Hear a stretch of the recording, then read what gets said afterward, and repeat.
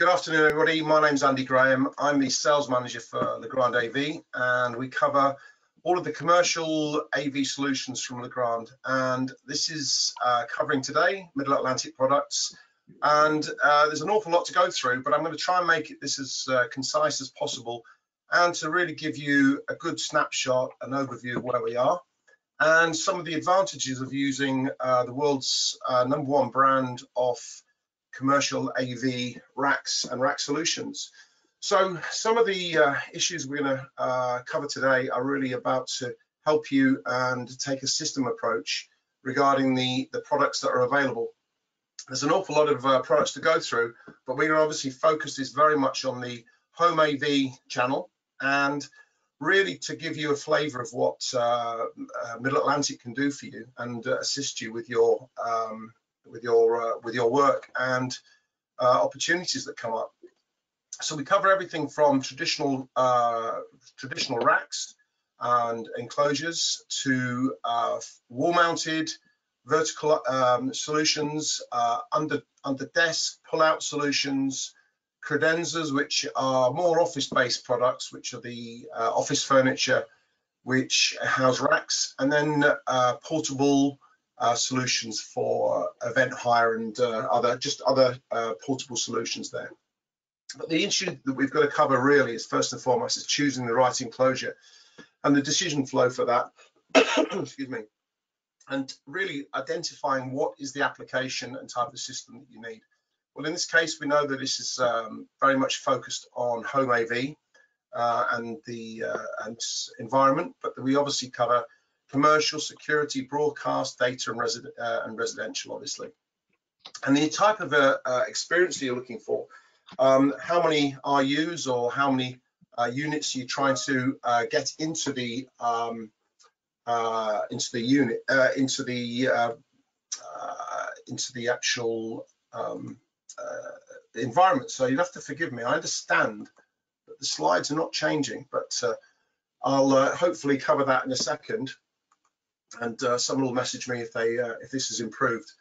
I'm going to move on now to the rack selection guide. Now, rack selection is a hugely important part of this situation, and hopefully this has recovered it now. With rack selection, we've got an awful lot of products to choose from, and we have approximately 10 categories, and that covers traditional racks, as I said before, credenzas and furniture, and lots of different solutions that will actually should help you in your projects. But looking at the features that we offer, we look at first and foremost the features, the solution and the type of product, and the environment it's going to go into. If it's an audio system, video security, structured cabling's included, how many rack space you're going to require, whether it's 19, 25 RU or U's, and then the depth, which we've got solutions and depths for every single use you need. Weight capacity is probably not quite so relevant for residential home AV, but if you're using a lot of amps, that will obviously impact in that. So trying to find the actual the correct rack is always going to be really important to suit the environment. So one of the ways we've actually we want to present to you is the Middle Atlantic website. So this is a truly super piece of solution for you to help you with your content, etc. But by logging on to legrandav.com, select the Middle Atlantic website, and step one is the design tool. Clicking on the design tool link takes you through to the next stage, which is really how to build your solution. There's a helpful video there which is going to take you through it. After that, you create an account. This is not an account that's there's no cost to this, but it just allows you to access the products you've already chosen. After that, choose the type of rack or enclosure. So you've got a whole choice of options there. And once you've done that, you can actually build your rack. Now, this is obviously going to give you a lot of options, but it's worth spending time on this and going through all of the different solutions that we offer. So the next step, once you've done that, is to actually, once it's created you an account, it will then present you with a bill of materials, a whole range of all the products you've chosen. You can then price them, present them to your, where you purchase your Middle Atlantic products from, and then take them through the stage to go to market. One of the really key parts is of rack building, or the principles of rack building, is to get is best practices. And I'm going to probably go relatively quickly through this process, purely because we've got 10 more minutes left. But the other thing is that this is such a wide topic to cover, and this topic covers not only choosing the right rack, choosing the right, it's a systematic approach, as it says on here, but also to make sure you've got structural integration, which is building the rack to suit the environment, etc., etc. So we always recommend you start from the bottom, putting the heaviest products at the bottom, which would be principally amps, servers, etc., if that was the case. Using the proper fastenings, maintain the center of gravity, and just continue to build up the product. But the important part we'd always recommend you focus on is serviceability. Too many racks, in our experience, we've seen haven't taken into consideration serviceability. And of course, things are always changing. Products are getting swapped out, serviced lines, maybe an app's gone down, and something needs to be replaced. So there's always the need for switching products out. So we always say plan ahead, and think of issues that are going to come up in the future. We've always talked about issues like space creep, load the bottom of the equipment while it's on its back. But the important considerations, always put the heaviest products at the bottom. And when fixing products, make sure you fix all of the fastenings on your rack rail, so there's no skipping out on some of the fastenings, because otherwise it's going to put pressure on your equipment and affect the life of the product as well, and also impact on the thermal management of the product. One of the really truly important parts of the Middle Atlantic range is the level lock system, and this is a fantastic way to speed up the build of your rack, and also again add to serviceability. This is a removable panel or level lock system that clips to rack rails or the rack panels, and allows you to populate your small parts in your workshop, and then take them out to site, fix the rack rail, connect it up, and it creates an awful lot more space, utilizing the sides and the back of the rack, and is a very fast and efficient way of servicing the product. As I say, it's a system that we patented, and everybody who uses it loves this system. And this is also being incorporated into some of the chief brand of mounts that we've got to some of our other products there. Also added is the forward cable management small device mounting solution. This is quite new to the range, and what this allows you, if you can see the video on the right hand side, is to add small parts to level lock, clamp those parts on. It saves using ties, Velcro.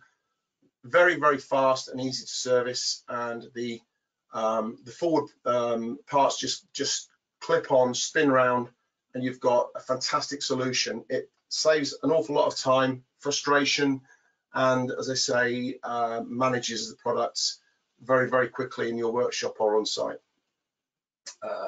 Just a picture I always like to show, and this is really regarding serviceability again. Either previous installers haven't allowed pull-through cable, enough cable to pull through, and this puts strain on the product. The connectors pull out, or it's impossible to find where the connections come from. So we'd always ask any rack building consideration, you always think about labeling your product, using the correct accessories to go with that to prevent this sort of issue. And one of the most important parts is although we have the SRSR series showing on screen, slide out and rotating systems are essential for home AV. It's also for other solutions as well, but this allows you to access the back of the panel, pull the panel forward, spin around the rack, give you access to that. We've got multiple solutions available, not just the SRSR series, but this gives you a guide and to some of the solutions we've got. And again, this is all on the website, so I'd advise anybody to go on to legrandav.com and select Middle Atlantic and find your way through there, through the options we've got. Probably, I would say most people will tell you who are involved in racks is thermal management is one of the key and most important issues to address. One of the facts is that 30 degrees is the optimal operating temperature inside the rack. And for every 10 degrees above that limit, reduces the lifetime of your equipment by somewhere in the region of 40%. This does vary slightly, but the need for having good ventilation, a good thermal management solution is absolutely critical. It's something we can help you with. Plenty of information on the website, and your distributor or Legrand AV or a representative from Legrand AV will certainly help you. We're getting to the end of the presentation now, and the three partners that we have in the UK and Ireland are RGB Communications, Habitech, and Midwich. They're all stockists. They all have deep resources of stock of Middle Atlantic products. Trained staff, the team in the UK for Legrand AV, and would always help you and assist you on projects. And I just want to thank you for attending. I'm sure there's going to be some questions, so if you could drop them on the message bar, we'll come back to you on those. And if you come to legrandav.com and contact the UK team on there, we'll always try and help you with any queries or questions you have. Thank you very much for attending, and I hope this has been useful to you, and thank you very much. Thank you, Andy. Andy, if you could just bring up my slides as I sent you the presentation, that'd be great. Hi everyone, my name is Marcus Bond. I'm also work for Legrand AV, and I look after all of the brands within UK and Ireland. Majority, well, 6 of the brands, and one of the brands today that I'm going to talk about is the Projector, and which is our projection screens for home cinema.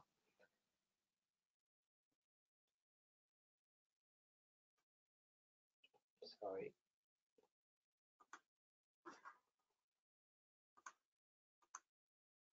Lovely, thank you, Andy.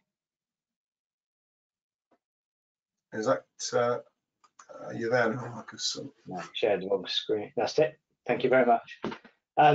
So if you go back one, Andy, that'd be great. Sorry. Yeah. So basically, for those guys who don't know, Projector is one of the brands of Legrand AV. Why is it more important? Projector, it's part of the sister company to a well-known famous brand, which is Daylight. Daylight itself, you can move the slide now, Andy, is basically the original inventor of the silver screen, which is our cinema heritage. So we're quite well known. Now, Daylight itself has been going for a number of years, over 100 years now, and Projector itself is celebrating over 65 years. Was founded in 1952. With regards to Daylight, obviously, it was a lady called Adelda Berry.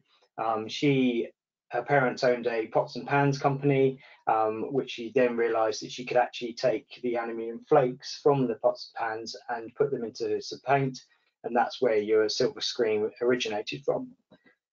the great thing about that is that when they founded it, looked at Projector in 2004, when they became the sister company which they bought. Projector, as I said, has been building screens since 1952.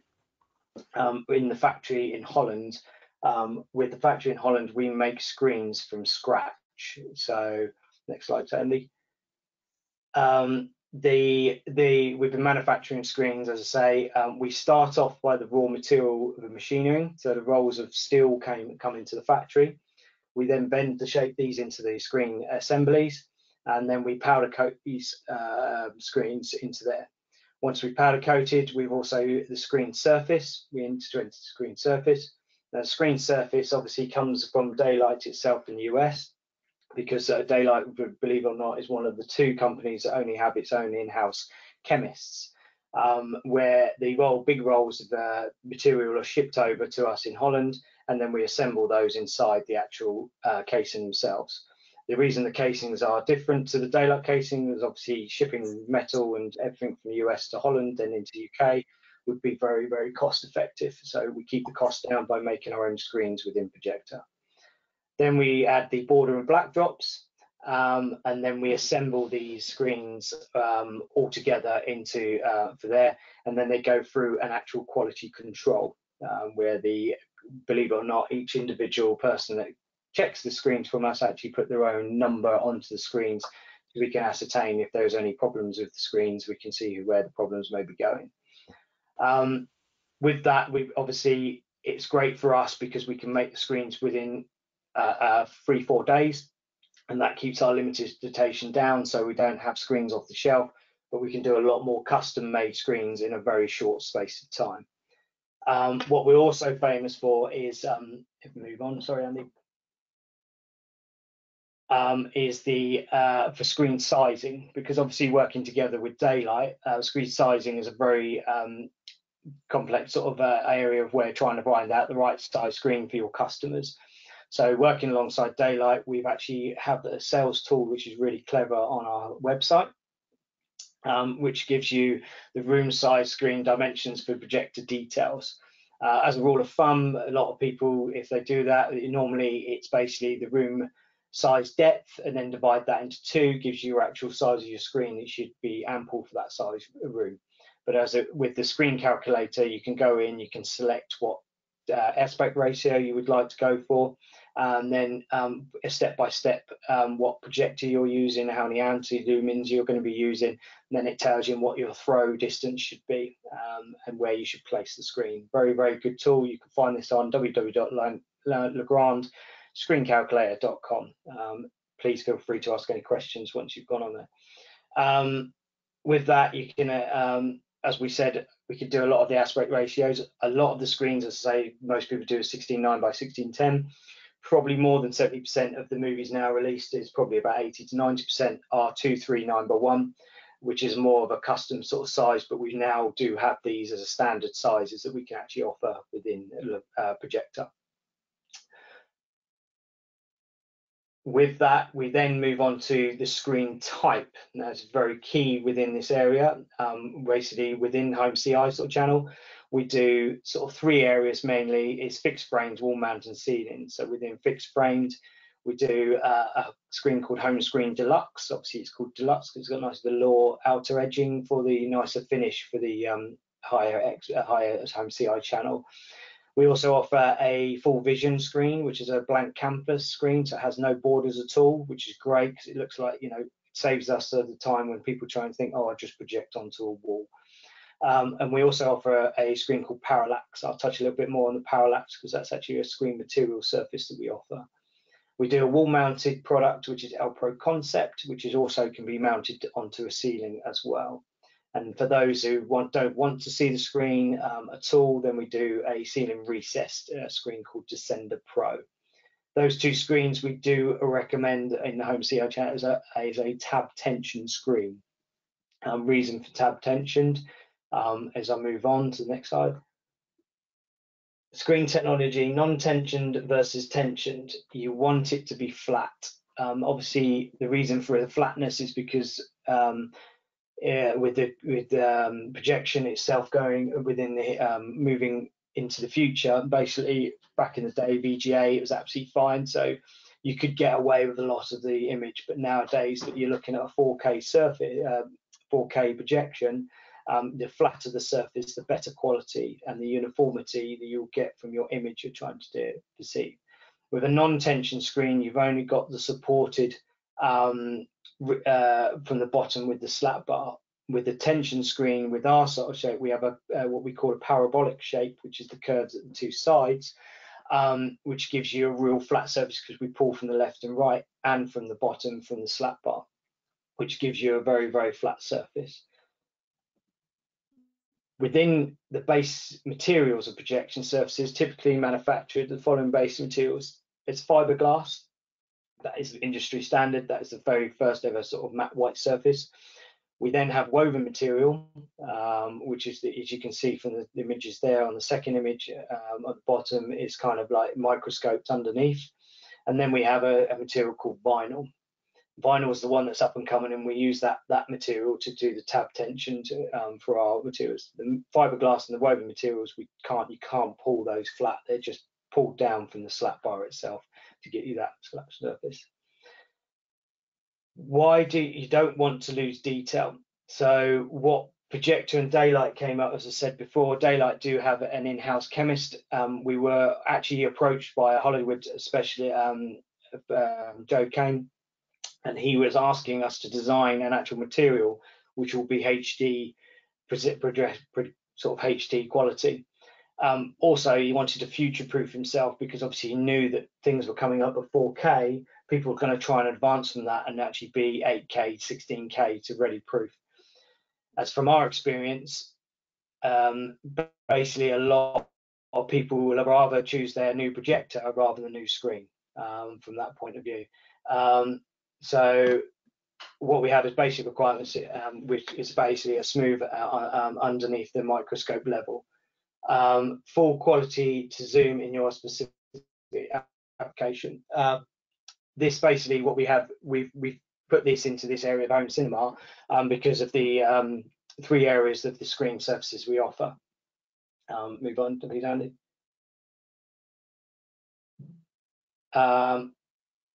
With the HD progressive, there is 5 areas of the HD progressive, but these are the 3 main ones that we use in the home cinema channel. HD progressive 0.6, 1.1 contrast, and then we also have the 1.1 contrast, which is perforated. We don't offer a woven material. We do perforation, obviously, for the audio sort of side of things with the home cinema. With the woven sort of materials, from our expectations, basically with the quality of the projections that are coming out, it's great for the audio, but it's not fantastically for the image itself, because obviously you lose a lot of pixelization and uniformity within the actual image. With our HD perf, we offer the sort of like 4K material, but it does have holes in the material, so you do lose some of the actual perceived image that you're trying to achieve. Next one. With that, obviously, with home cinema, basically you get a lot of people that are not building these home cinemas, which are underground and that they want to have it up in their lounge and stuff, but also you have all the qualities of that. So what becomes an issue there is ambient light, which is really bad. Obviously, you can see from the images that we're just going through here. And these are kind of just expectations that people see. So how do we overcome those sort of areas of where these nice design sort of area rooms that people are trying to have? Is we offer a projection screen called Parallax, which is an ambient light rejection material. We have 2 areas of the Parallax. One is Parallax Pure, and the other is Parallax Stratos. Parallax Pure is a material that's made up of 7 layers of material, which under the microscope gives you a sharp tooth effect, is what we call. So what it does is it blocks ambient light from the above, but actually what's projected in front will actually enhance the actual image itself. Now there's 3 areas of the gain on there. There's 2.3 and 0.8, and then we also offer one for ultra short throw, which is 0.45. With the Parallax Stratos, that's a vinyl based material, and you can see in the image, sorry Andy, you went a bit too far. In the image here at the bottom, you'll see at the left hand side is a standard HD progressive 1.3, You can see that's kind of drowned out with the ambient light. With the parallax pure side, you can see there the ambient light is it's got rid of, so it gets rid of that area, and you get the more enhanced image that you can see there. And just to recap on the parallax, move on to Andy. Parallax Pure is a true optical ALR surface, which is a 95% plus ALR ambient light projecting, but we can only offer these screens up to 120-inch diagonal. The gain versions, as I mentioned, there is 0.8, 2.3, and a 0.45, which is for ultra short throw. The Parallax Stratos is new to the area and contrast-based ALR surface, which is 80% ALR, but this can be up to 488 centimeters in height with no seams. So this is a seamless ambient light projector material. And the gain version of this is just a standard one. For what we also offer for a sales tool, we're happy to share this. We can share this as a PDF form. This gives you a great selection of screen surface. So as standard, a solid starting point is what we offer is HD progressive 0.9 and 1.1. But then when you start talking to your customers and that they want to have more contrast within the image, obviously for home cinema, for videos, and for that films, then 0.6 and a 1.1 contrast. But then if they're looking at more, they're going to be projecting PowerPoint presentations, slides, also spreadsheets and stuff, then HD progressive 1.3 is a better solution. If you then don't have controlled of ambient light, then we move over to the Parallax Stratos, and then we have the Parallax Pure range as well. And if you still have the basic resolution, which is for customers that don't have that high costing, they want to keep their costs down within their budget, then we look at the tension matte white, and then we really go down to the matte white surface, which is the fiberglass material. If there's any questions or queries, please feel free to, as I say, I'll be happy to answer them. But if you have anything else, then we'll be sharing our details after, so you can actually email me privately if you need to as well. But thank you very much for your time. I hope that was beneficial for you.